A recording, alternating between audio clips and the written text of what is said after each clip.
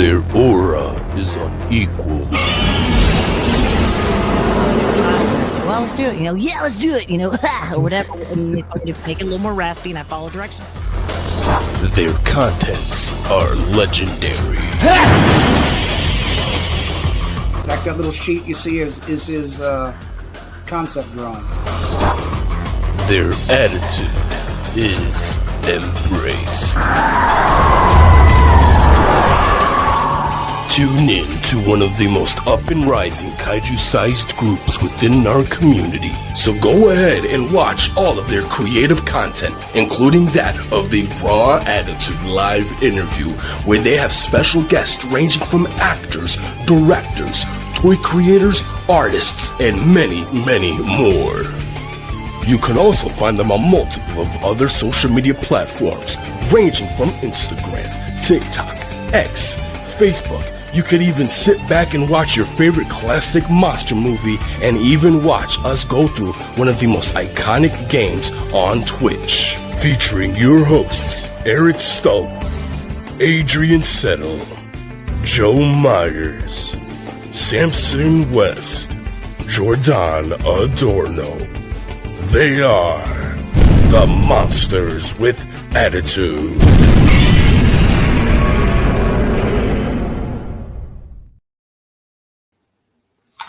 Well. Look who's in the driver's seat yet again, folks. It is the one, the only. Put the ones up for the bearded kaiju. Let's go. Come on now. Oh my goodness. This is getting to be such a terrible trend for us here at the MWA. But don't you worry. Your homeboy has you and everybody else who tunes in, because I won't let you down. You can put your faith in me, because I'm here for all of you, okay? That's what I do. That's why I'm here. So as you can see, my little name tag, the hardest working man in the MWA, bar none, Mr. Eric Stope. Thank you for that great introduction. All right, yeah, we are back for another weekly episodic show of Let's Talk Raw, where we talk about all things Godzilla, Toku, wrestling, geek fandom, nerd fandom, all the updates that we like to talk about here, because we love so much stuff that it's so hard to just kind of focus on one thing. So we like to focus on many things. So yeah, we're going to do a solo show today of just yours truly and talk about some great news and updates that have been dropping as of late in a lot of the fandoms, honestly. It's been pretty crazy. It was pretty slow at the beginning of the week, and then all of a sudden it just kind of picked up. So it's nice to see that we're getting news, but we have some other news that we kind of sprinkled in there that's non-Godzilla, like I said. So kind of want to have a broad spectrum of things to talk about here. But of course, enough about that. Let's get right into the chat. Let's see who is joining me on this solo ride tonight. Of course, we have one of our loyal supporters, Mr. Nathaniel Plummer. He says, hi, if you guys were on a deserted island and you could only have one island babe, who would you choose? Kumi Mizuno or Beverly Maida? You can't say both. Honestly, I'm going to go with a young Linda Miller. There you go. That's my choice right there. So let's see who else we got. Mr. Michael, what's going on, man? Thanks for joining, honestly. Let's see what else. Nathaniel, Eric, your -1 heat ray figure looks amazing. Will you get a custom heat beam for it? No, I won't. I usually just kind of keep them the way they are, and I don't really add anything, especially for X Plus stuff. But yeah, the blue spines and mouth looks amazing. And no, you cannot have it for $20 or $30. So sorry, not sorry. And of course, all the way from Japan himself, Frank, what's going on? Ohio, what is up, my brother? Thanks for tuning in, and hopefully I can take your memory and your mind off of your mundane job and give you some exciting news and things to talk about, or just at least listen to while you're doing your 9 to 5 or whatever it takes to get the mail out in Japan. So Let's see what else. Fanciest of Cats. He has made it here on time. Hey, man. I mean, yeah. That's what we do here. We take it away and we just stay there. We stay there in this Zen moment here. That's what we do. That's what we do. DJC, what is going on, man? Hey, Corey, what's going on? No guys, just Guy this time because everybody else is, they're not ride or dies. They're not ride or dies like I am, okay? DJC, Eric, the Bandai Pro. Yes, solo once. I know, man. I'm loyal. I'm loyal, and I'm a trooper. I'm a soldier. You know, sign me up, man. Just, I'm there. I'm there. Samson. Samson must be nice having power out there. Well, you know, some of us aren't pansies when it comes to cold weather, so some of us can handle a lot more. I mean, we've had it negative 50 degrees up here for the last like 3 days. So I mean, you know, see our power outage up here. You know, we know how to get through and and truck along. So, yeah. Calling the B team of Leslie and Nathaniel. That's a great idea, but I don't know. Leslie would like it over here. He's got his new thing going on there. I don't think he wants to be part of us anymore. So it's all good. It's all good. I still love him.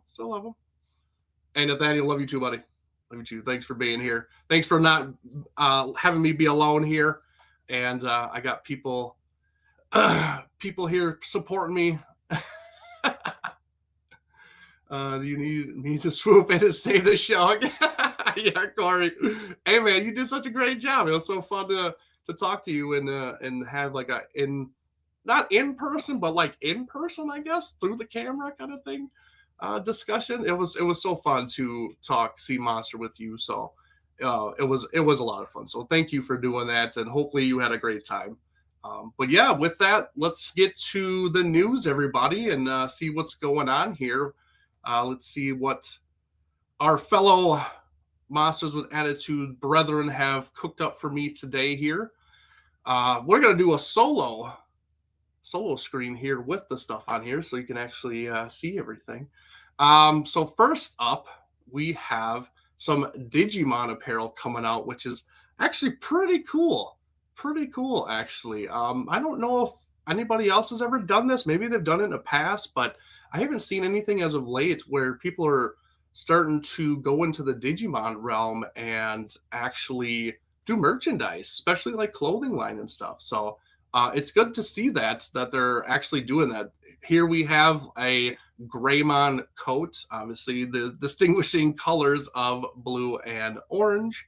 So that's a lot of fun. That's pretty cool. Maybe some of the others at the MWA who are so-called fans of the Digimon universe, maybe we'll get this. Who knows? We'll see. Maybe I don't know the third biggest guy. I don't know about him. I don't know, but you never know. You never know. So, but yeah, that's pretty cool. Got a coat coming out for him, and then we have a Garurumon, like a pajama set, sweatpants and sweatshirt set kind of thing going on there.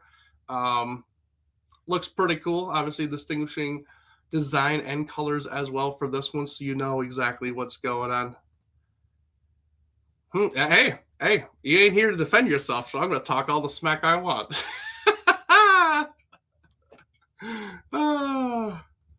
So yeah, so that's pretty cool that this is coming out. I don't know if anybody's interested in getting any of that stuff. I don't know if I will or not, but I will say that my love for Digimon has been reinvigorated and started over again ever since obviously having the guys with me and talking, and then the new game came out, and then I'm going back and rewatching the series and just kind of re-falling in love with it because I really haven't touched them honestly much since my childhood. So I even went back and watched the series that I had never even seen. I started it as a kid, and I couldn't get into it, so I stopped. So it is good to see that kind of stuff.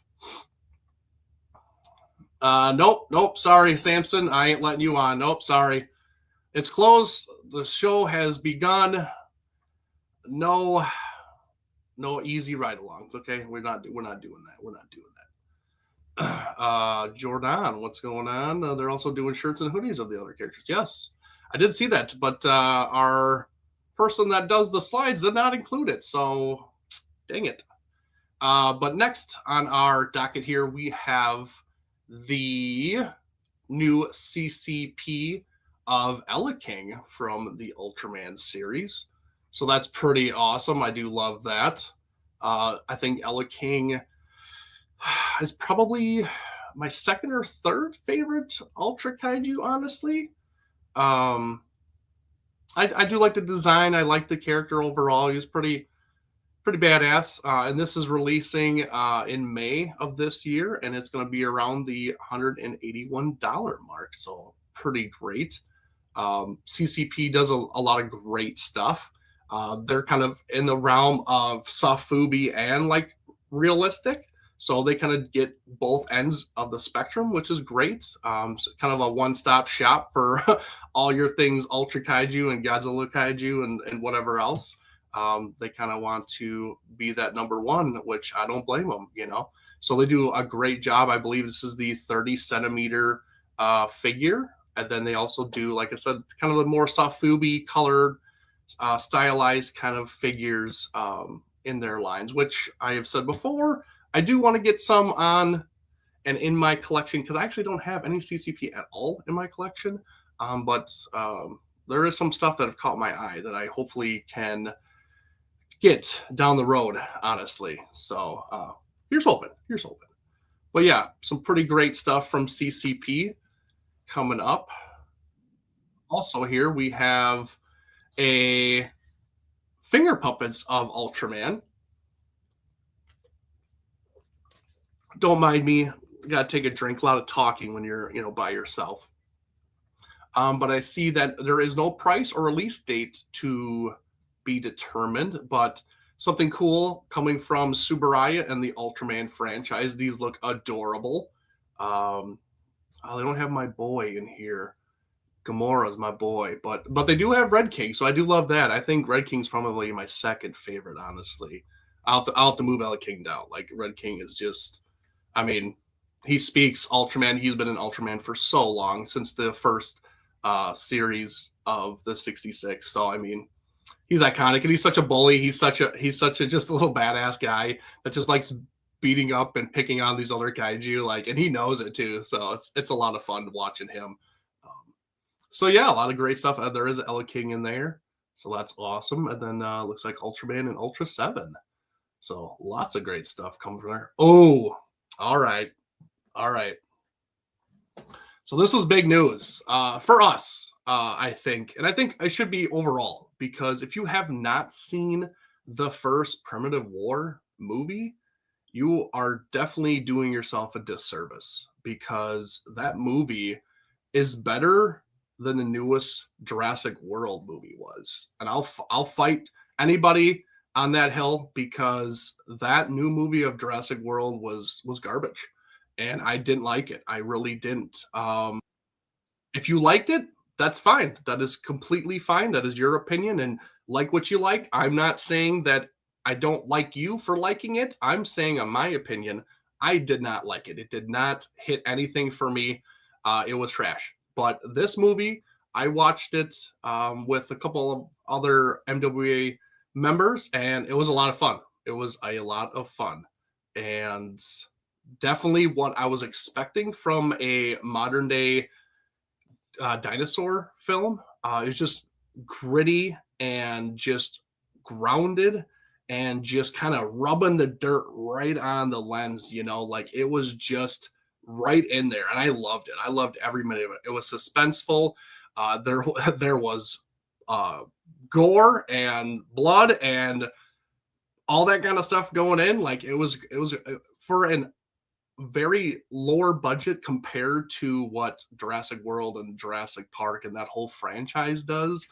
This thing just honestly made fun of what they did for billions of dollars or millions of dollars for whatever they made it. And Luke Spark and his team made this tremendous film, and I'm so glad that they're getting and doing a second one to his film. And honestly, they should, because it is based off of a book series, And I'm sure I haven't read any of it. Maybe if you guys have read some of it, maybe you kind of know what's going to happen and what's going to go on. So I do know that I think it's a 3-book series, so there's potentially 3 movies. And Luke did say he wanted to do more. And, obviously he's getting his wish with at least one more. So I think this kind of hit people where they didn't expect it. And everybody was pleasantly surprised on how well it was. And it was all good. It was all good. And I was really happy the turnout and the overall production of the movie, because it was great. It was absolutely amazing. And I loved it. I really, really did. I'm looking to buy it actually, because I want it in my collection because it was so good. It was the dinosaur movie I wanted to see. And I'm glad that everything worked out. And I'm glad that the reception that he got for just the trailer alone and then the movie coming out, that they're able to do this second one. So big news for Luke Sparks. And if you haven't seen or watched our exclusive interview with Mr. Luke Sparks, the director of Primitive War, go check out our YouTube channel, look in the archives, and look up the celebrity interviews. You will find him in there. It was so much fun talking to him, picking his brain. He's a big geek like we all are, and it's just fun to kind of know the ins and outs of what it takes to make a movie, or how to get one started, or what really Hollywood is like, honestly. So we'll kind of see how this next one is. Hopefully he gets a bigger budget. Hopefully we got some studios backing him and really kind of throws money at him to get this movie out, because that would be really cool, and I think well deserving, because he put in the time and effort to get number 1 out, and number 2 I think is going to be awesome. So there is a kind of a description of what the second one is going to be like. And I believe this is actually even from Luke himself. This was from Variety magazine. They did an article of it. And it says, Primitive War 2 expands the scope and mythology of the franchise, pushing deeper into the Vietnam conflict zone where 1960s warfare collides with prehistoric predators. The sequel is positioned as a darker, more intense escalation and more grounded war epic. Oh, I'm trying to read something, but thank you. Epic. Oh, now you got me all messed up. Don't blame me, blame Theo. Well, I try to do the solo, and then somebody's messing up the flow. A more grounded war epic, continuing the series' distinctive blend of military realism and survival horror set in the aftermath of the original film. Primitive War 2 follows a new U.S. platoon sent into an increasingly unstable valley where contemplating kill zones, rival apex secret Cold War agendas converge. As containment collapses, the mission becomes one of the survival, and the cost of failure threatens to extend far beyond the battlefield. So it sounds great. Sounds like we're going right back into that valley and get to see more dinosaur action and everything, and it should be a lot of fun. So I can't wait to see what Primitive War 2 comes out. And with that, Joe has graciously forced himself on my show. And your show. Get over yourself. Hey, well, I'm just saying, I'm here living it up, ride or die here. Toot, toot. But what's going on?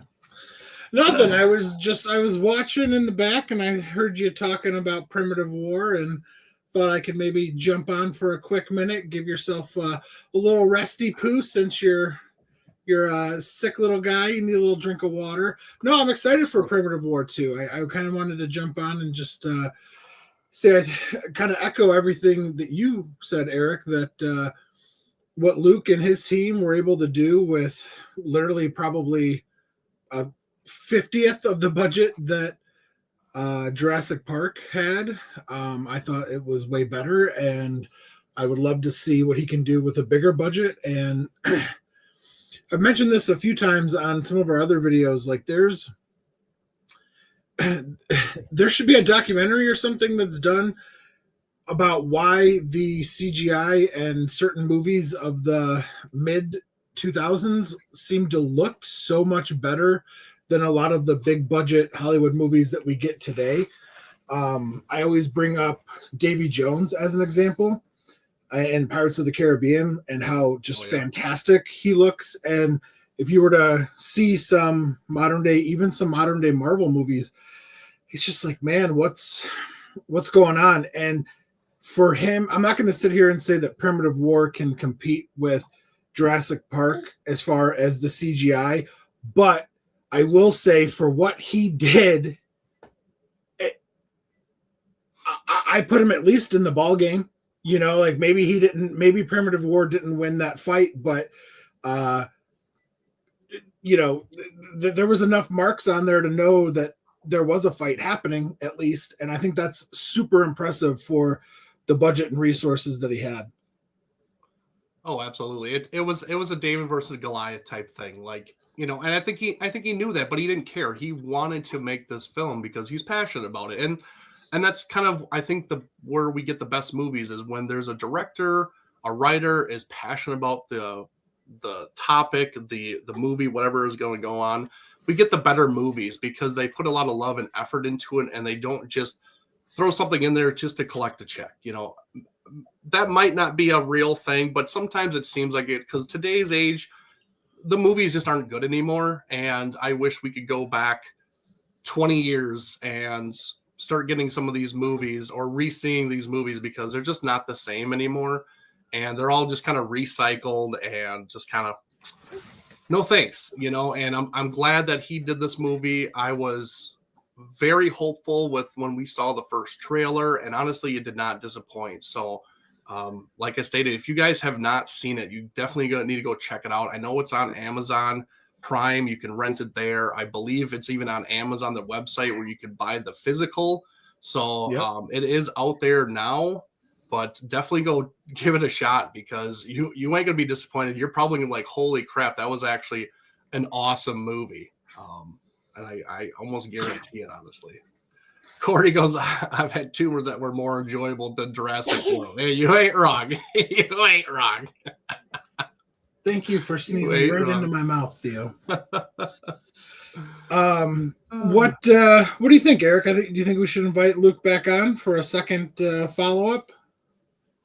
Absolutely. I think we need to, for one, congratulate him on his success, and honestly, get him in here and pick his brain for the next one. Maybe we can get some little teasers and stuff out of him for what we can expect for the next one, honestly, because he's a great guy. Like I said, he's very nerdy like we are, and he was a lot of fun to talk to, and I would definitely be down to talking to him again.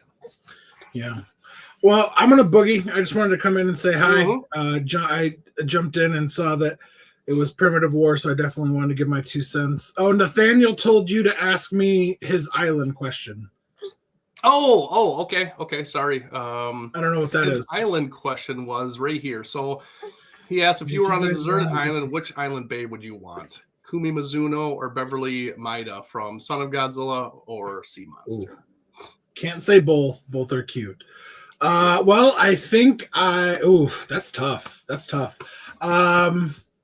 think I made it clear that Kumi Mizuno got me there like I was on the Express A train last week. So, bing, bang, boom. All right, so I guess I'm going to go with Kumi, but it's been a hot minute since I've watched Son of Godzilla, so maybe I should rewatch that, and I'll give you the answer next week. Yeah, there you go. I strayed, and I was like, give me a young Linda Miller, and I'm good. So. Also, not a wrong answer. Not a wrong answer at all. Not a wrong answer. We love Linda Miller. We had her on the show, so love her. Mm-hmm. Well, I'm glad I could jump on and screw up your feng shui. I hope it ruins your night. And I'm sure it will. Yeah. All right, I'm gonna bounce because he's fidgety. Man. I just wanted to say hi. All right. Bye, everybody. Bye. All righty then. On to the next. All right, so now we have some new Funkos happening. I'm going to change this back to this view. Yeah, we got Funkos for Power Rangers Zeo coming out. So that's pretty great. They've recently this last year did like anniversary of the movie. And then I think we got some other sporadic ones of like the Zords, of the Megazord, of the Dragon Zord. I'm actually waiting because for some reason my stores haven't gotten the Dragon Zord yet, so I'm waiting to get that one because the Green Ranger is the GOAT. Just saying, just saying. Um, but yeah, that's pretty great. I know Joe will be on the hunt for these, I'm sure. And obviously, this will be your normal price of a Funko, about $15 or maybe even like $12. Typically, is what a Funko usually goes for. So yeah, you got Gold Ranger, blue, pink, yellow, and green. So don't have the red. They're like, nope, don't want red. All right. So we got some more CCPs coming out, and this is kind of the other spectrum of what I was talking about with them doing realistic and then like soft Fubi style. This is kind of more their soft Fubi style, and this release is so great. It's so different. I absolutely love it. I might have to hunt this down because I've never seen it before, ever done, honestly, and I want something. But these are supposed to be released in June of this year at about $34, give or take. But we have Space Gauss and Giron. And what's great about this is that this right here,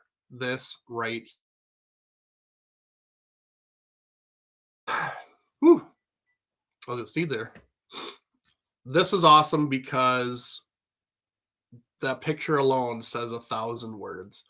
The moments and the time in the movie where Giron was like, you know what, I'm going to chop up my dinner and get it real nice and tiny like so I can digest it. And he just goes to Hacktown on Gauss. That was such a crazy moment in that movie. And it honestly dropped my jaw because I was watching this as a kid. And the first thing he does is, okay, he slices off the wing. You're like, okay, oh man, that's pretty crazy. You know, he got the wing. But even before that, you know, he reflected the beam and cut off his leg. I was like, oh man, that's pretty crazy. But that wasn't even the worst part. The worst part is when he finally got him on the ground. He's like, just comes over and chops off his head, you know, like I was like, holy crap. And I just love that they're recreating that scene in that like iconic image that we all kind of remember in that movie. I think that's the most iconic and most memorable scene in that complete film was when Giron just chops up Gauss, and CCP has given us what we wanted. I love it. I love that even Giron himself has the blood smeared on his blade from all the purple blood that came out of Gauss. Oh man, it just absolutely just dying over this, man. I love it. So yeah, this should be dropping in June. And yeah, I believe you can take the parts off. I think, I'm not sure. There might be 2 releases here where it's going to be singular just Gauss like this, like Space Gauss, all silvery. And then we might get like the chopped up version. Maybe these pictures will actually show it for me, but I just love the purple on his blade, the splatter. It's so good. It's so good. I love it. Oh, okay. So yeah, we are getting 2 releases. One chopped up Gauss and one regular Gauss with the gear on. So I love it. Yeah. Knifey McKnifey. Yeah. For real, dude. Ooh, Nathaniel Gearin is my favorite Gamera villain. Slice and Dice. Wow. Okay. Yeah, and he put on the show, honestly, with the new anime Rebirth. He was bar none the best kaiju in that series, man. He put on a show. He put on a show for sure. So, but yeah, I'm excited for these. Can't wait to get these. Maybe I'll just try to pick these up sometime. So, oh, and we also have another colorway of the non-traditional Giron look. They give him kind of more of that space look with the all silver, with some highlights of the red going down his back, and then coloring the blade all purple for Gauss's blood. So really, really great. I love it. So definitely have to pick up those for me. Oh, and some more finger puppets coming up, but this time it's Godzilla finger puppets. So again, another release and price to be determined on this particular set. But yeah, we got some crazy colorways here, not your typical colorways. I think this might be even like a reissue of the original colorways, because I think I saw these that had normal colorways, but maybe I'm wrong. Maybe I'm just thinking of something else. Not really sure. Oh, Frank got the Angie and the Megalon already. Nice. Which colorways, Frank? Did you get the blue Megalon or the pink Megalon, or did you get the green Anguirus or the orange Anguirus? Do tell. But yeah, if you guys are big into finger puppets and like to start collections of that, they don't take up a lot of room. They're reasonably priced. You can get like a whole box for a decent price. And you get all of these. You get, and honestly, in this collection, you get 2 colors of each kaiju. You get 2 Godzilla, get 2 Ghidorah, 2 Hedorah, 2 Anguirus, 2 Gigan, and 2 Megalons. So that's pretty cool. So yeah, if any of these are your favorite kaiju, definitely get them. If Titanosaurus was in here, I would probably snag it, honestly. But I am one to kind of stay away from those. But if Titanosaurus is lingering, I will somehow get it, because he's my boy. He's my boy. So oh, Frank got the green Megalon and the orange Anguirus. Ooh, all right. Excellent. Nathaniel, I want Megalon and Hedorah to come back somehow. My fave Gamera villains. Yeah,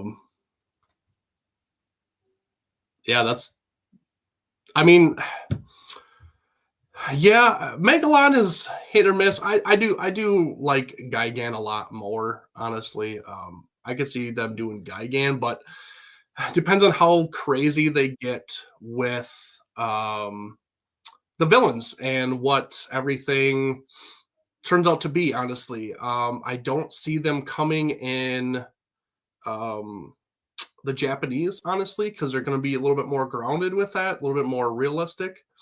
But I could possibly see it in the Monsterverse, honestly. So, yeah. John, what's going on? I love that they are taking old finger puppet molds and redoing them. All right. I didn't know they were old. So that's cool. Oh, we have another intruder, everybody. I need to have like a flashing lights and stuff like that for intruder alert here, because now everybody wants to start jumping on while they know that the OG here is holding it down, mind you. You know, they're like, oh, I gotta get on there. So, but I will welcome to the stage Mr. Adorno. What's going on, buddy? How are you? Whoops. I want to do this.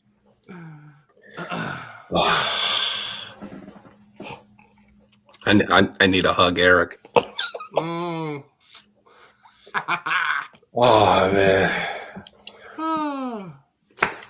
Well, perfect opportunity. We're just getting done with the finger puppets, and you can start with the new subject that we're going to be talking about, which is one of your favorites for sure. It is a new Bandai of Shin Godzilla, and release date is to be determined, but we're looking at about a $66 price point here. And I believe it's that price point is because this is supposed to be glow in the dark. I've heard is the red action is supposed to be glow in the dark. I don't think there's any pictures of it actually being glow yet. They just had this picture of the Shin, but I would be curious on what it looks like. I could see it looking good in black light, but glow in the dark, I don't know, man. I don't know. What do you I mean, obviously you don't like this and stuff like that, but like, do you think the red would do good as a glow in the dark, or are we thinking more like black light? Honestly, I think the red would look good, depending on how much. I mean, despite this being a prototype photo of the actual product, I feel like it all depends on how much paint they apply it on the actual figure that would make it look cool if it is a glow in the dark. Now I say if it is glow in the dark because there are actual physical pictures of this figure that is being sold currently at the Godzilla store in Japan. And no one has ever shown that gimmick. Yeah. So people have been coming out saying that, it was lost in translation, that they call it the glow in the dark version because this figure does tend to have a lighter paint tone as opposed to the previous other Shin Godzilla molds from this specific Bandai line. But if it is truly a glow in the dark figure, that would be awesome. That would be cool. I don't think I can recall Bandai in recent years tackling on that gimmick for any of their Godzilla figures, but yeah. Yeah, it's funny because, like, if it's to me, it looks like it's translucent. Like, it just looks like a translucent vinyl, and they just kind of painted over it. Like, to me, that's what it kind of screams and looks like. So, yeah, maybe it wasn't worded correctly, and maybe it won't be. Who knows? But I don't know. It's not enough for me to buy it because I already have like 3 different Shins of Bandai. I don't need a glow in the dark one. Like, yeah, it's cool, and maybe if you missed out or if you're a late, collector on the stuff, okay, that's awesome, but not enough to get me, and especially to pay $66 for it. Like, I'm assuming this is the bigger version. This is the like 11-inch or 10-inch or whatever the heck they are. Okay, that's what I thought. I was like, there's no way this can be a movie monster series and be $66. No. Okay.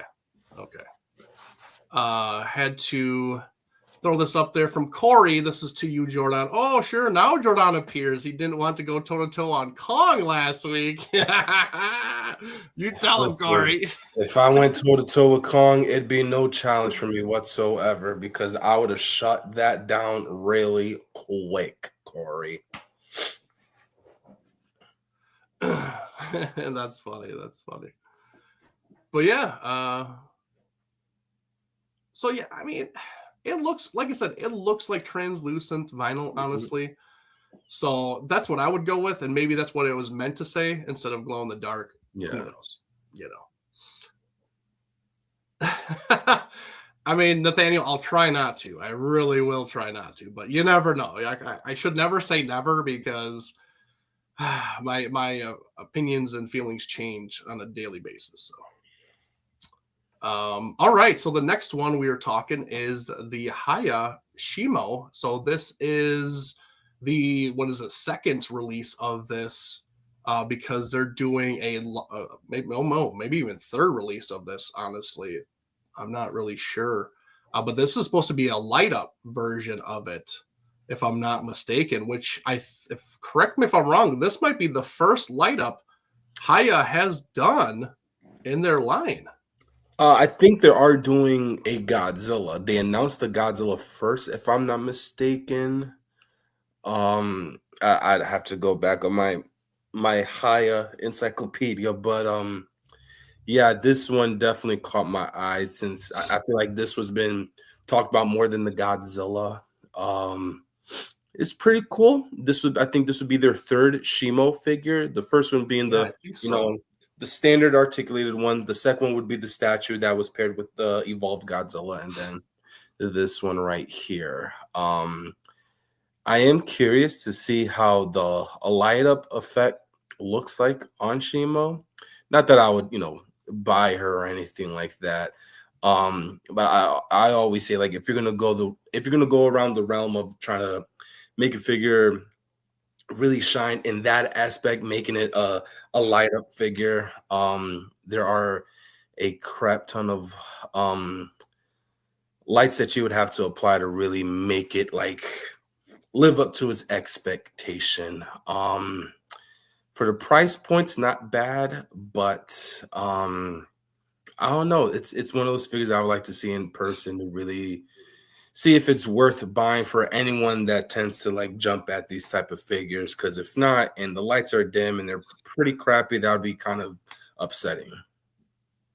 Yeah, it's kudos to them for trying something different. But with this honestly being their first, they might have teased a Godzilla, but nothing's been released or, even shown, not like promotional shots like this. Like this, I think this is the first time I've seen promotional shots of their so-called glow light up versions of their figures. So with the promotional shots that we have, it looks good, but looks can be deceiving. They can always distort the image and make it look brighter than it is, and do the color thing and all that stuff. I mean, honestly, by the photos here, it looks great.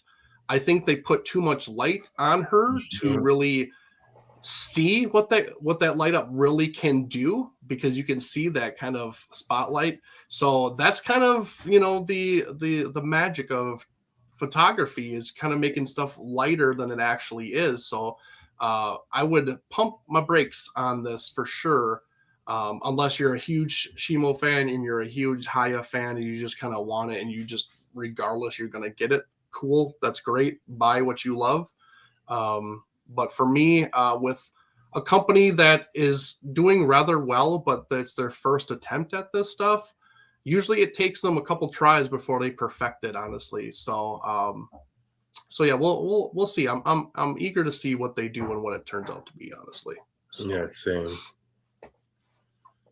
Oh, it looks like she will be getting a breath effect in this one. I don't know if she got a breath effect in the last one or if that was just the original release. I'm not really sure. Yeah, I think this would be the first time that at least this one will come with like a special attack effect. Okay. Yeah, and like this photo right here, like it looks like there is some decent light up in that mouth, like it looks like it's pretty solid. You even get it from the crystals on the side of her face, you get that too. So I'm hopeful, but I got to see it in hand first and see more. Yeah. All right. On to our next, which was actually, this was announced, I think, yesterday. This was rather new. But no price for this one also, and no release. Nope. But we are getting Rodan, which I'm sorry, but this looks amazing, dude. This looks amazing. This looks great.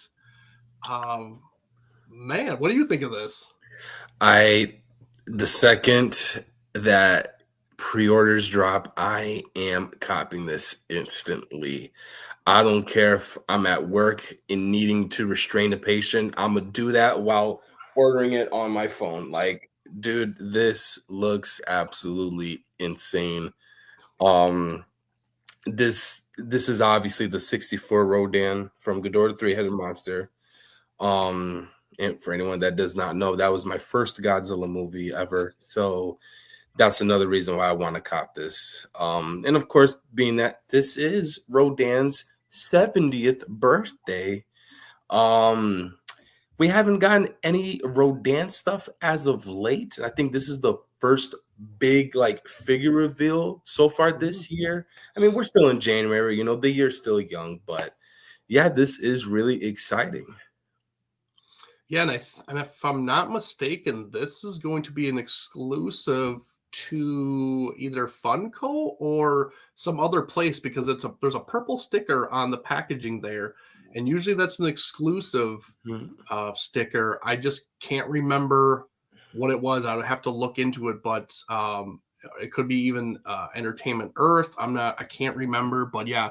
So be on the lookout. This isn't going to be your normal typical just drop. Like, this is going to be an exclusive drop that you're going to have to get it right away. Get those itchy trigger fingers and hit that order button, because everybody does it. And of course, name of the game is we got scalpers, people. I mean, sorry, it sucks, but people are out there and they scalp everything and anything they can to make a buck. So doesn't matter if they're fans or not. They don't care. They just are looking for that cheap, quick turnaround of money, and that's what they want. So, so keep an eye out on our socials. We will be updating this, obviously, as well as more info drops for even the release date. And obviously, price will probably be your typical I'm assuming this will probably be around the $15 range, I would say, if it's their typical ones. I don't think it's going to be the bigger ones like the Ghidorah or Mecha King Ghidorah. I don't think it's going to be that one. And those are like $25 to $27. So I think they should be about the $12 to $15 range, which is great. I absolutely love it. And yeah, I agree with you, Jordan. They haven't done anything for Rodan as of late, and he's just kind of slept on. To me personally, he's not a kaiju that I tend to like love and look for and want, but there's always an exception. And this looks really, really good. Like, I love this sculpt. It looks great. So, and I think I understand there's always this debate on which Rodan look is the best, if it's 56 or if it's 64, blah, blah, blah. I love both. I've grown to love the 56 a lot more because it's just mean and menacing. But like, let's be honest, like, you see this guy, he's the kooky head that's always flopping around, and stuff. And it's just like, he's the drunk uncle at the family dinner, he's just that. So it's a great Rodan for sure. But all right, moving on. Oh, another bigger. I wonder if I don't see can't make out the tag. All right. So for you Mothra versus Godzilla lovers or 64 lovers, anybody in the chat here, we are getting some new Sofubi from Kaiju Smuggler. And this is going to be a order online from... Oh God, Graveyard Gallery. Is that what it's called? Hakaba Gallery. Hakaba, yeah. It's something with graveyard in it though too. I know. Yeah, it's Graveyard something. I think that's like another distributor for them. And they're always heavily involved, but I always know them by their IG handle name. Yeah, and I know. If Frank is still in, I know he knows it because I know he's gone to this gallery before and grabbed things. So, but this will be out for pre-order on the 30th of this month, which is 5 days away. And this was pretty exciting. This sculpt looks pretty awesome, honestly. You got the Godzilla, of course, and then you got the Mothra larvas. This figure is going to be 25 centimeters, so he is a big piece of vinyl, and then I believe the larvas are like 16 centimeters long. So I mean, they're big pieces for Sofubi. So, and what I love about that gallery type is that they actually allow international orders. Us here in the States, we can actually order and they'll ship them to us. Like, it's not a Japanese exclusive only type thing, which I absolutely love that, because it gives us the opportunity of getting these really awesome vinyl figures that everybody's always stoked of and always looking for and stuff. So it's really awesome what they've been doing for Kaiju Smuggler and that whole gallery setup. They've announced and showing some pretty awesome things like Space Godzilla. We've gotten the Godzilla 62.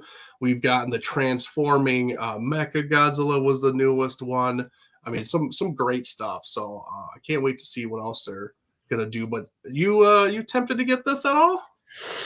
I'm not gonna lie, dude.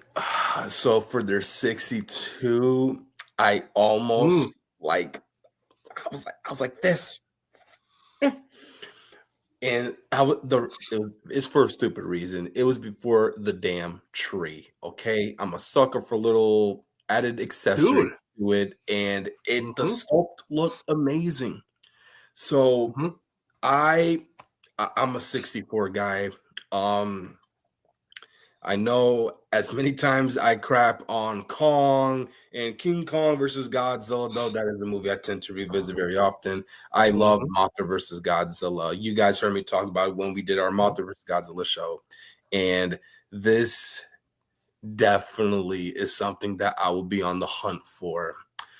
Probably won't get it when as they're accepting pre-orders, though they're pretty extensive with how long they have the pre-orders open for. I'll just wait and see where I could be able to grab my hands on these. I know these tend to come off on buy very often, so if I come across it, this is going to be an instant buy for me. Nice. And I love too that this Godzilla has a closed mouth. And I think this particular Godzilla's iteration, I think overall everybody prefers the closed mouth on him more than the open mouth, honestly. So I do love that they are doing that kind of version. So kudos to them. There should be some more photos here of these guys. Yep, a good close up of his lovable mug. I just like the dry brushing too on like certain body parts, like the sternum, the knees, the head, the eyebrows. Oh my god. Yeah, absolutely. Gives kind of more of a flair for the Safubi. Even these guys look absolutely great. Look at that. Oh my god! I just want to put my finger in it. Oh god, that's what she said.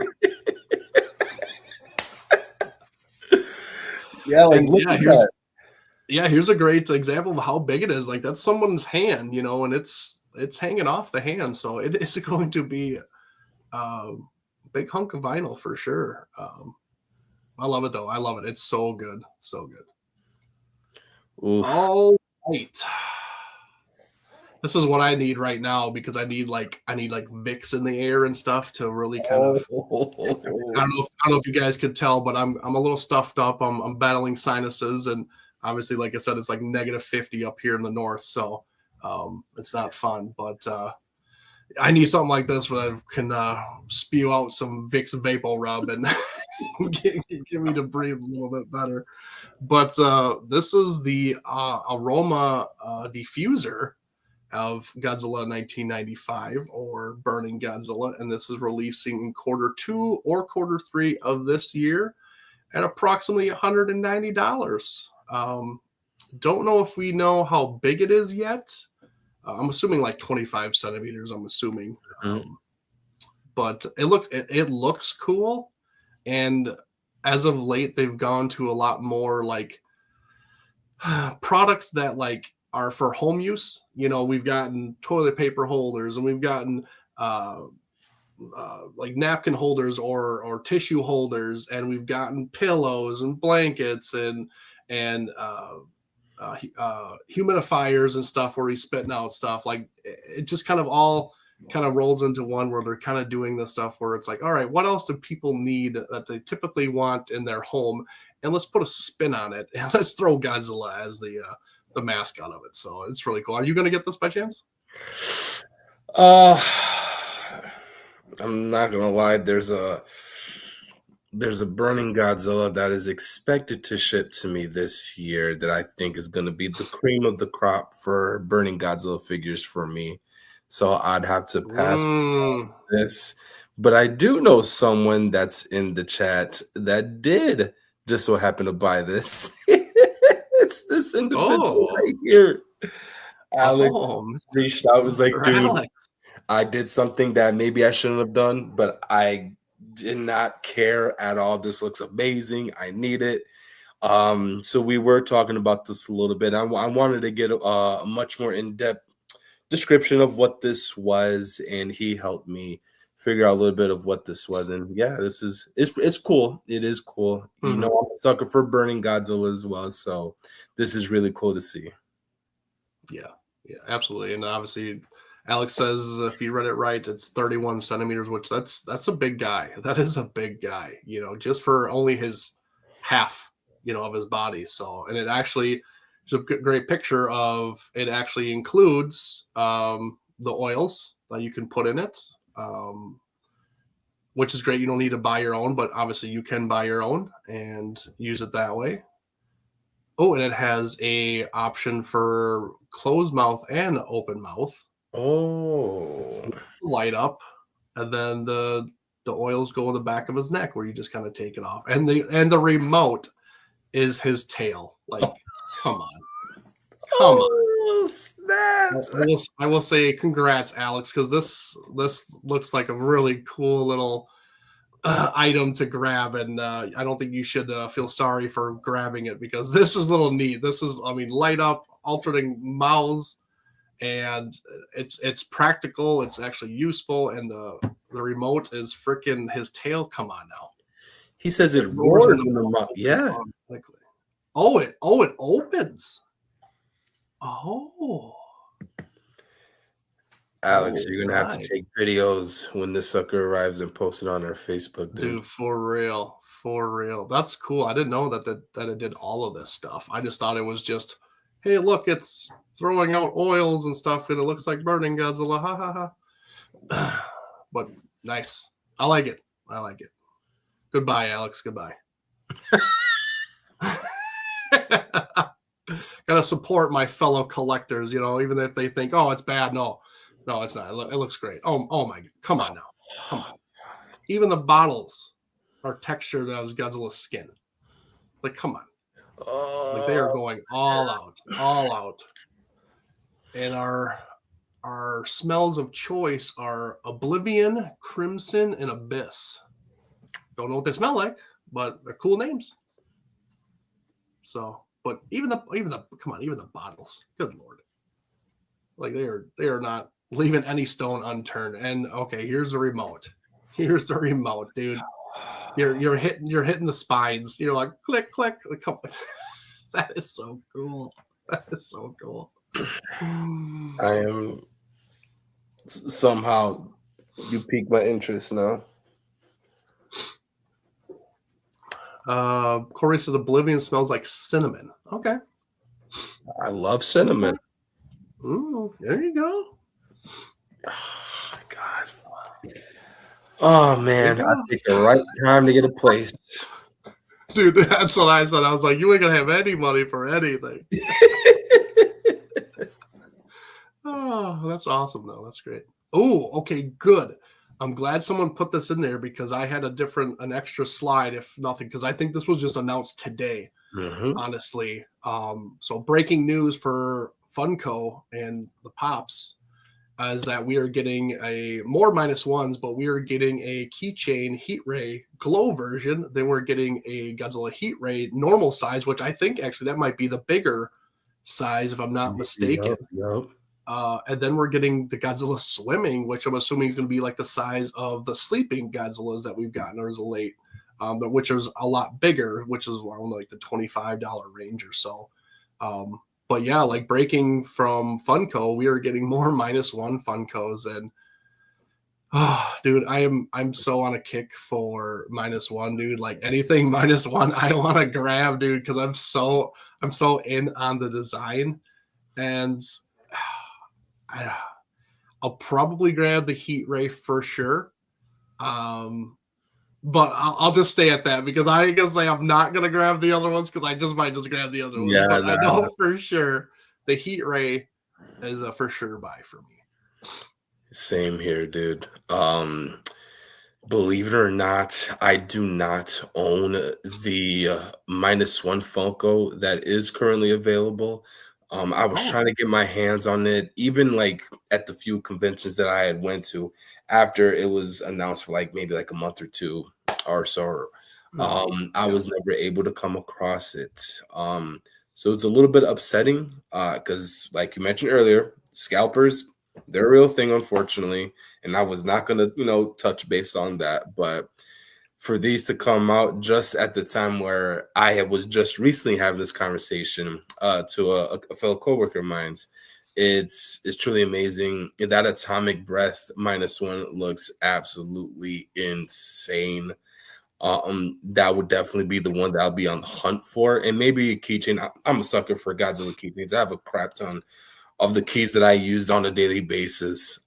So this would be definitely another addition to my set of key collections. And that swimming, that's also an eye opener for me as well. But yeah, we are getting a crap ton of Godzilla Funkos. It's insane. Yeah, we are. It kind of debunks the fact that this whole thing about Funko going under is kind of either not a thing, or it was just clickbait for everybody to like, oh God, come read this article and blah blah blah, this and that, because they are just churning out the Godzillas, and maybe it's just because they're good sellers right now. They are selling hot right now, and they just can't keep them in stock, which would be a great thing. And I wouldn't see why not, because Godzilla's hot right now, and these things are affordable. And ever since they changed the sculpt and actually did individual sculpts of these things, been 10 times better than what they were, honestly. And even people like myself who weren't Funko collectors started getting into the Funkos and actually collecting the Funkos because they looked so good. So yeah, kudos to them and what they're doing. Maybe they're hearing feedback. Maybe there's like, hey, we got to change things up. I don't know, but I love that we're getting a lot of Godzilla stuff. And even like Alex mentioned, we're getting even that the 93, the Super Mecha Godzilla beam battle. Never would have thought that would be a thing. I really didn't. That was out of left field. And if they start doing more of that stuff, that's great. Like, I love that. Give me some more of that weird stuff that's not just a stagnant kind of figure. Give us scenes, give us events or moments that happen in these movies that we really are drawn to and really kind of make us remember the stuff all the time. Yep. A Godzilla dropkick Funko. Oh, it's in the making. It's in the making. There's no way they can't do it. Yep. And they're gonna have a little backdrop behind them and stuff. And yeah, it's it's happening. But all right, moving on. Got a couple more, I think, here. Oh. Oh, I'm glad someone else is on here that's a Dragon Ball fan, because this is some big news. This is, we knew it was coming, as in we knew there was news coming. We were just waiting for the day for it to be announced, and they dropped a ton of news and breaking news. Honestly, it's a good thing for some of the stuff, and some of the stuff I'm like meh about, honestly. But first off, we're talking Dragon Ball Super Beerus. So it's my understanding that they are redoing the Dragon Ball Super series, renaming it to Beerus, and either redoing it or they're just changing a few things and just kind of re-putting it out there. Or I've heard that it's supposed to be a retitle of Battle of the Gods, where that portion is supposed to be renamed to Beerus, and then that little, I guess, arc, if you will call it, is supposed to be named this. I've heard both things, so maybe you've heard some more on it, Jordan, and can fill me in and us in as a whole. But what have you heard about this particular, just this set of news with Dragon Ball Super Beerus? So one of the things that you have mentioned is actually indeed true, that this is going to be an actual remake of the arc circulated around Beerus's introduction to the Dragon Ball franchise. I mean, I don't know what more they could possibly add or mix to really make this remake stand out, comparing it to like the show or the movie. I love Beerus. Beerus is one of my favorite Dragon Ball characters, and the way how they had depicted him afterwards as the Dragon Ball Super anime continued on was just like, what the hell? You guys have literally the god of destruction in the palm of your hands. This guy had everyone breaking a freaking sweat just at a far glance, and there was just no, they made him into a comedic gag, which I never understood. It always upsetted me. So hopefully this could kind of give Beerus back that type of threatening feel that he once had before when he was originally introduced, or maybe they just might stick with what they're going to do in this one and follow it up with maybe possibly what's going to be going on in the other news we might be deep diving into in maybe just a few seconds. But Yeah, so those are what I've heard. I had to go back and literally this morning at like 2, 3 o'clock in the morning, Mm-hmm. I was working double. I was literally receiving a crap ton of feed on my Twitter account. It's just Dragon Ball. So Yep. that is what I heard regarding this news about the Beerus arc. Okay. And obviously, Adrian, who's not here, but he's putting in some tidbits here. He said that he's heard that they're supposed to be making it more like the manga than their own kind of iteration. And what's crazy is that this is actually supposed to be dropping this year, later this year. So either they've already had a lot of it already done, or they are going to seriously like just power through this thing to get it done and get it ready for the end of the year. But I agree with you. I don't know how much more they can actually do with this story that wasn't already said or done, because I honestly thought Battle of the Gods, that movie was great, and then them including it in Dragon Ball Super was fine. It was perfectly fine. And honestly, as much as I like Beerus like being this all powerful, god of destruction, I loved that he did a 180 and changed his whole personality and kind of became funnier, but still stern when he had to be. And he could be funny, but like he knew, like if you mess around with him too much, he'd still mess you up. Yeah, literally. And dude, like yeah, like they would always be like tippy toeing around him, and because they didn't know how he would react, and either you get a funny side or you get a serious side. And I like that about him because he keeps you on your toes of you don't know what side you're going to get or how he's going to react, and I love that he was very, after his introduction and later on in Super, he kind of became at moments, a comic relief at some points, especially interacting with the humans on Earth, with, Goku's set friends and whatever, especially with Whis and Bulma, making that a relationship and stuff. It was great. I really do like Beerus as a character. So I'm torn on this news because I'm not happy about it and I don't understand it. But like, if it's more for Beerus, I'm okay with it, honestly. So. Hey, my boy will go off and he will deal him an ass whooping. Okay. Listen, if it wasn't for that, we wouldn't have had that hype moment between him and Vegeta. Vegeta alone, that was a hype moment for him. Yeah.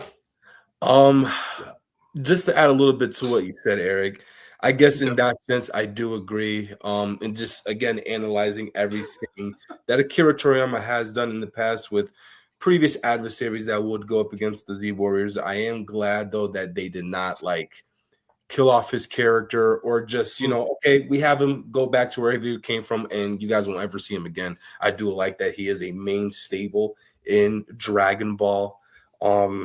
So I don't know. We'll definitely see what happens when this drops. Yeah. And that wasn't the honestly only news that was really kind of groundbreaking, honestly. With the news from the Dragon Ball franchise is I think this is one of them, or if not the one, which we've all basically expected. It was literally just waiting for them to tell us, because if you guys don't know, behind the scenes, there's been a lot of legal things going on ever since Akira Toriyama died. So just a lot of things where people have their hands in the cookie jar and don't want to give up this and don't want to give up that. And with him, passing away, they didn't know who owned what or who could have what. So everybody's fighting about it, and then they have to agree on stuff. So I kind of stuck, put the franchise in limbo for 7-8 years, even though we thought we would get a continuation faster, than we actually did. Obviously Toriyama gave us Daima, which was, I don't know yet. I actually haven't seen it. As much as it kills me, I have not seen it because I wanted to do something special with that before seeing it, but I haven't figured out what I wanted to do yet, but I know I have to get on that. But obviously Super I've watched, and this is going to be a follow-up to Dragon Ball Super. This is the Galactic Patrol. Obviously, we have here Vegeta and Goku with their new logo on their attire with the logo on the back. I don't know anything about this arc or anything past this because I don't read the mangas. I don't keep track of what happens in the manga. So I don't know what's happening or what to expect, which is great for me because I don't want to know what happens because it means more to me when it happens. It's a bigger impact for me. When I watch Super, dude, I remember like friends of mine watching it in subtitles, and I was like, no, I was like, I won't watch it because it needs to be dubbed because that's how I watched it, and that's how I resonate with these characters and their voices. Same here. And so I waited, and when I watched it, oh my God, I was in shock and awe of how that series went because I don't know why there's more hate for this series than I think more likes, which is boggles my mind. I have no idea why. I don't understand it. But it's an excellent series and arc for Dragon Ball. I don't know why it gets the hate, but it's really fun and really enjoyable, very entertaining, honestly, and a lot of stuff is revealed to what we know now, in that series. So what are your thoughts on this overall? Obviously, you've read the manga. You know what's going to happen. I know the next arc or whatever, or the bad guy is Moro. I know his name. I know what he looks like, but I don't know his backstory. I don't know how strong he is, all this kind of stuff. I don't know any of this stuff, which is good and fine. But from somebody that knows about it and knows what to expect, what could you say without dropping any hints or spoiling anything, what we could expect from this new series from Dragon Ball? So I'm just going to throw this up here because he basically spoke it into what was going through my mind. Oh, really? Okay. And this is not to throw shame at, the previous Dragon Ball Super series because I'm just like you, Eric. Dude, I killed for that entire show. And I love how the ending, they gave the flagship to Android. Oh my goodness. Android, not 17, 18. Oh my goodness. Why am I drawing a bubble? Oh my goodness. All right. So, that. No, it was 17. 17. Okay. Oh my goodness. What the heck? I loved how they did that towards the end, instead of it being something that was what was obviously going to happen. Of course, Goku was going to win, or even throwing Frieza in the mix to team up with Goku. That was another insane moment. But this right here. So my best friends that live here in the state of Connecticut with me, they eat, sleep, breathe Dragon Ball. It is their second religion. They've been up to date with everything regarding the news that regards Dragon Ball, including this new series that is now coming into flourish. They read the mangas, and I've seen a few volumes with Michelle, and I will say after the second volume, I had stopped reading midway because I'm like, you know what? I want to watch this.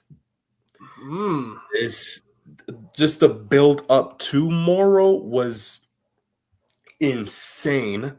And everything that leads to the end is even more mind blowing.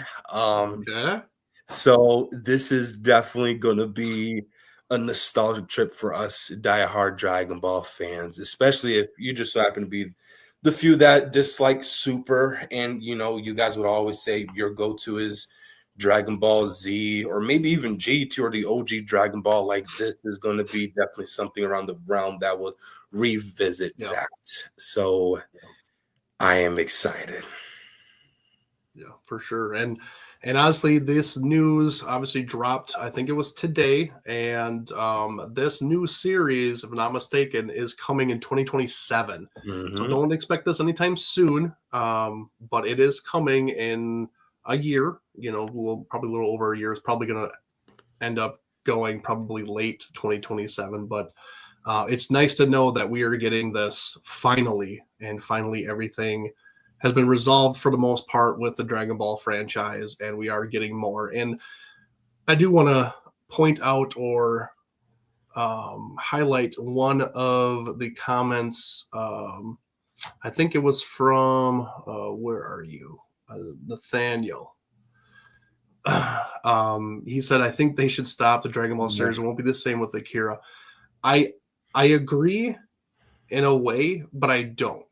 Because actually, if it's true and how this is going to go, the person that's going to be in charge and taking over for the animation for Akira Toriyama is his disciple or his protege, who has very similar style to Akira Toriyama.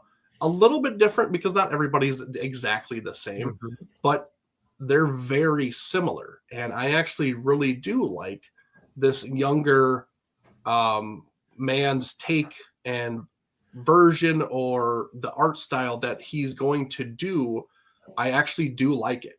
And it's going to stay pretty true to what we've already seen. But I think this younger protege goes a little bit more sharper with his images. It's not as soft as what Toriyama would do.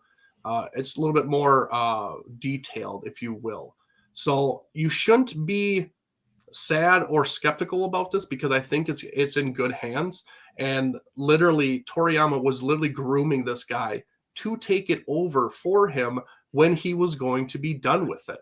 So this was literally Toriyama's handpicked person to take it over for him. So you should feel confidence that this series is going to get the respect it deserves, and it's going to continue for years to come because that person knows exactly what Toriyama's vision was and kind of wanted to know what to do, has the same art style as him. So I understand you want to honor his memory, but let's honor it with keep going and keep the continuation going and bringing joy to all of the Dragon Ball fans and, keep this franchise thriving and not just kind of cut it off because he's gone. Yeah, it's a super loss for everybody, but I think that we're in good hands for what they're going to do, honestly, and what the future holds. Especially if Jordan, like you and others, have read the manga and we're getting this stuff into animation and anime version. I don't see why they should stop, honestly. If they do it right and the style is going to be the same, I think we're going to be okay, honestly. I really do. So, and to add to that, Eric, Nathaniel, you're probably aware of this too, buddy, but with manga creators, they are so firm and strict with anything that involves their IPs of what made them known today. And Akira Toriyama was a testament to that. Ironically enough, his three closest friends were Kishimoto, the guy who would create Naruto, and Ichiro Oda, the guy who created One Piece.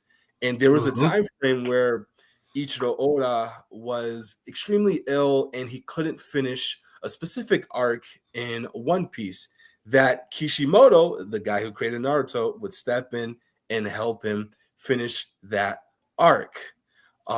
So with that being said, they, even though that is their birthright baby and they treat it as so, they wouldn't just hand it to anyone to handle, especially anyone that is not already established.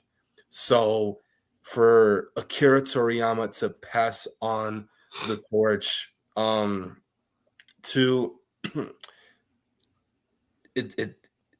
I'm a butcher the crap out of Toyotaro. Toyotaro. Okay, Toyotaro, for him to pass the torch to him, it's I'm gonna be honest, I am grateful for that because of course, when Toriyama-san passed, we talked about it for what felt like forever, and we still didn't even believe that he had left us. So I mean, I saw Daima. I had a blast watching it. It was really, really fun.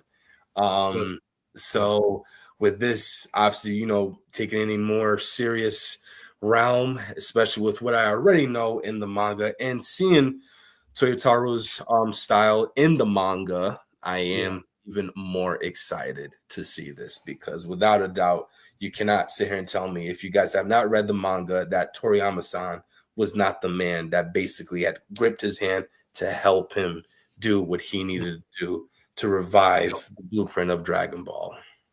Absolutely. So yeah, I think we're in good hands. We're in good hands. So, and we're not going to do the series any wrong, I don't think so.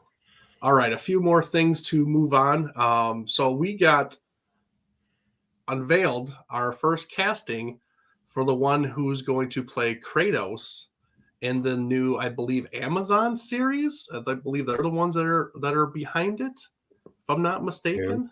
I think it's Amazon. Who was it? Amazon. Yeah, Prime Video is the ones that are backing the Kratos show, and this is Ryan Hurst. He will be playing Kratos. I know there was a lot of mixed feelings when this guy was cast. Really? A lot of people, a lot of people are like, "Oh, why didn't you go with this guy? This guy looks closer to him. Oh, why didn't you go with the original voice actor, because he's been training and he, wants to do it and blah blah blah, this and that, and all this kind of mixed decision." And obviously, you're going to have that.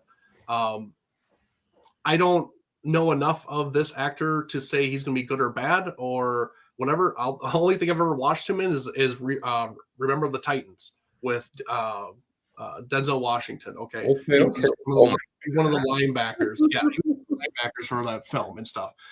So I haven't watched a lot in his career. I know he played in The Walking Dead. But other than that, I don't know a lot about him. I couldn't say if he's going to be good or be bad. Obviously, he's going to have to bulk up. He's going to have to get that physique and really kind of pull it off. Obviously, you have to probably shave his head. Obviously, he has the beard for it already.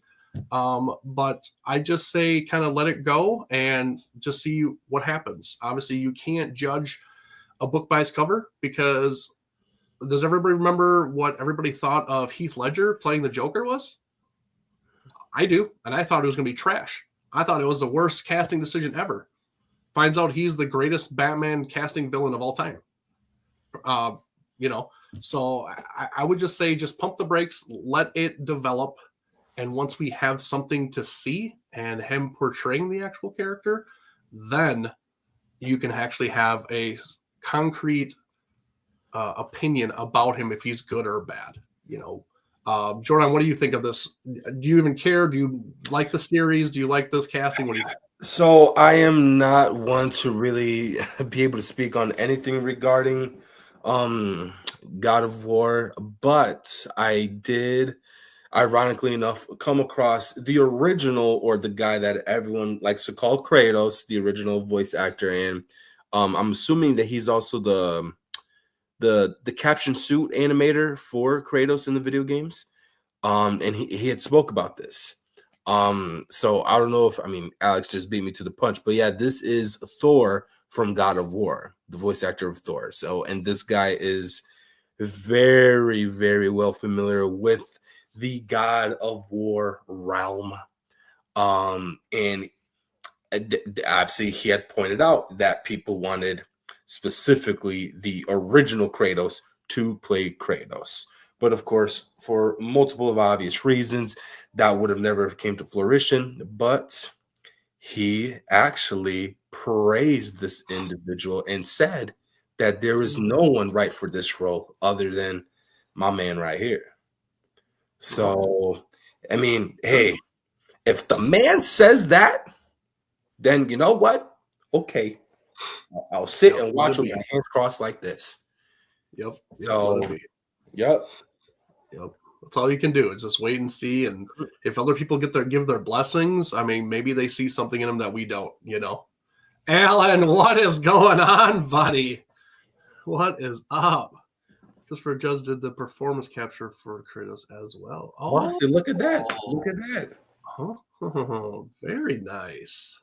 So I think everything is treating you good, Alan, over there, man. It's better over here, and we getting getting hit pretty hard with our winter, but hopefully over there in New Zealand it is a lot better. Probably not a ton better, but hopefully not as cold over here. But I mean, with Alan confirming that, I'm pretty sure. Again, this is coming from someone that has not touched a God of War property ever in his life, but I like to think, with what Alan had just said, and with what the original, Kratos voice actor and motion cap actor for the individual himself have praised this guy, then you know what? I think we will be okay. And I don't know when the show's coming out, because that was another concern people had. Oh, he's not bulky. Well, give it time. And we know how Hollywood works. They make a guy come from this to this really quick. Dude, for real. Like, you can give a trainer 3 months and they will have the most chiseled dude ever. Like, they have the resources. They do this for a living. Doesn't matter if it's 3 months from now, 4 months, and it's obviously not going to be 4 months. It's going to be at least a year from now, maybe more. He'll have plenty of time to get into shape. So I that is not a worry for me at all. I don't think anybody should be worried about him if he doesn't look no, like that's an easy thing. It's not easy for him, but like it's an easy thing for them to achieve overall. So I mean, if you can make Zac Efron look like one of the Von Erich brothers, and him almost look resemblant to He-Man when they did the Iron Claw movie, then there's no doubt that this guy's going to do justice in trying to perfect the physique for Kratos. Yeah, absolutely. Well, Alan, hopefully you're not in the way of any of these landslides and flooding. Hopefully you're being safe, and hopefully your friends, family are all being safe over there. So here's hoping, and be safe over there, man. Alan also said Christopher Judd has shown support for Ryan taking on the role. Yep. Yeah, I think he actually did like a post on Instagram or Twitter or something like that, praising Ryan and stuff. So I think fans just need to, like I said, relax, pump the brakes, and we'll be okay. And I agree, Christian. Alan Henry should be Kratos. Absolutely. Right. Match made in heaven. Book it. All right, so we're gonna go into another piece of news. Very close to this kind of piece, casting that was unveiled and talked about. So if you guys don't remember her, this is Sophie Turner. She played in, obviously, Game of Thrones. She is going to be helming and playing Lara Croft in the new Lara Croft movie or series, whatever they're doing. It could be a series, actually. I'm not really sure. But yeah, she is going to be Lara Croft. And by this picture, I think it fits perfectly. It fits the old school Lara look overall. I know some people were kind of on the fence about this, but it seems like she's gotten into shape. And I think she was even in shape before this role, honestly. But she seems like she fits the part. This overall aesthetic and look for her screams Lara Croft. And I think she's just going to do a great job, honestly. I think the other Lara Crofts were just fine. There were different iterations of her. But this is kind of your more PlayStation original Lara Croft look and feel about the character that I believe a lot of the fans really have been clamoring for. So you're getting what you guys asked. So hopefully everything turns out. Hopefully everybody is okay with the casting. I haven't heard a lot of negativity about this. So obviously the fan base must be okay with it. But what do you think, Jordan? You a big Lara Croft fan at all? And have you think this is a good casting? I mean, yeah, like the silhouette. I mean, just the overall outfit itself. I already know where it's directed to. So seeing this specific actress portraying the role of a very iconic video game character, I instantly knew that this was who she was going to be playing as just by looking at this outfit. So, yeah. Yeah, absolutely. Alan Henry mentioned, that section. Honestly, somebody took this picture and altered it and put pixelized it. Yeah, pixelized it and made him. I was like, oh my god! I was like, people these days just. And that was peak video gaming right there. Absolutely was. So yeah, I think it's these two big franchises, honestly, I think they're solid castings. I think even there's been more as of late for the Kratos series, and maybe even for the Lara Croft series. Obviously, more castings have been announced, so we'll have to cover that at a different time. But this is kind of what, once it happened, we knew we had to talk about it because obviously these are the lead roles in these series for these characters. So had to talk about it because we like to talk about all the nerddom around here, and these are big news. These are big news for these projects. So definitely had to talk about it. And I think that is it. That is it for the news for this week. Plenty of news to go over. And yeah, it was a lot of great stuff. A mixture of different franchises and just a lot of good stuff to look forward to. Honestly, I think the biggest news is the Dragon Ball news. Personally, I think. And speaking of the Dragon Ball news, coincidentally, this year marks 40 years of the making of Dragon Ball the series. And you know what that means. We here at MWA, we're going to cover it. We're going to talk about it. We're going to discuss it. We're going to talk all thing Dragon Ball because most of us here have seen, have grown up with, love, whatever with Dragon Ball Z, and all the other series that have branched off from the original series. We are showing our support and love for the Dragon Ball franchise as we celebrate 40 years of that anime. So that's going to be a lot of fun. A lot of us love that anime, and obviously looks like the chat does as well, has their own opinions. So yeah, we are deep diving next month in the month of February as our monthly show as we talk 40 years of Dragon Ball franchise.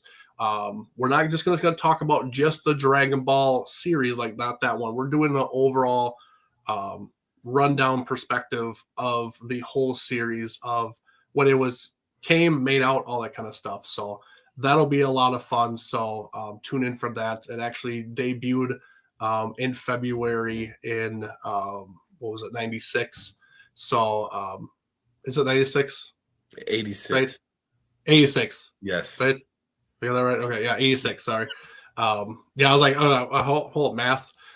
Yeah, 40 years from then. Okay. So yeah, it was 40 years ago next month that it came around. So that's really awesome. It's a big inspiration, I think, on overall pop culture and us as fans, us as people who watch that kind of stuff, people, how the anime kind of industry kind of boomed. It was a big thing because of Dragon Ball and Dragon Ball Z, honestly. So that'll be a lot of fun. So tune in for that next month, and we'll be sure to let everybody know when that's going to be going on.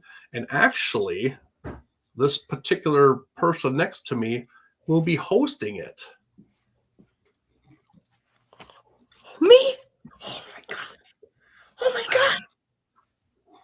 You already know, you guys, it's going to be an amazing show. I mean, Eric, you gave a spot on accurate depiction of how we treat Dragon Ball here. And if anything, that was one of our first celebrity guest interviews was with none other than Stephanie Nadolny, who would play Kid Goku, Gohan through all of Dragon Ball Z. So that is, again, if that wasn't a dead giveaway of how big of a fan we are of Dragon Ball, then I don't know what else would, So it's truly an honor to be able to host a show like that. And of course, it's even more of an honor to be able to sit down, chop it up with my boys and everyone in the chat regarding Dragon Ball. So do stay tuned for that. Absolutely. Yeah. If you guys want to check out that interview, go to our archives, go under our playlist of celebrity interviews and go check out that interview. Yeah, she was our very first big celebrity interview that we ever had on our channel. It was a lot of fun. It was nerve-wracking to say the least, but she was an absolute sweetheart and just a lot of fun to talk to. And man alive, when she broke out those voices of Gohan and Goku, dude, I was just giddy with joy. It was absolutely insane. So, and we do plan on doing more interviews with the Dragon Ball Z Dragon Ball Universe franchise on this channel. So always keep up to date on all of our socials. You can obviously follow us. And our link tree has all of our socials. Find it in our bio of our channel here and our bio in any social media that we have. It has everything listed. We are also affiliated with Super 7. So go check out our link at super7.com/monster with attitude 2024. Anything helps to the channel. And we helps us give away giveaway prizes and anything like that for the future. Just a lot of fun. So go check out that. Use our link. And hey, Alan, it was a pleasure. Thank you for jumping on, man. Be safe out there. Lots of love from us over here at MWA to you and Gus, man. Be safe, and hopefully everything goes well for you this year, 2026, buddy. Yeah, we miss you, man. Hope to see you soon. Yeah, absolutely. But yeah, that is it for us. We're going to get out of here as well, of course. Like I said, use the link tree, find all of our socials. And of course, Captain Gordon says, don't be a hoe, share the show, like, comment, and subscribe to all of our social media so you're always aware on what's going on, what we're doing. A lot of great stuff coming here. We wanted to unveil it already, but just some hiccups. So, but a lot of great, exciting things coming to the MWA family channel, whatever you will, the brand. It's going to be a lot of fun, and cannot wait to show all of you that. But with that, we are going to get out of here. But yeah, other than that, it is one phrase, 3 words: embrace the attitude.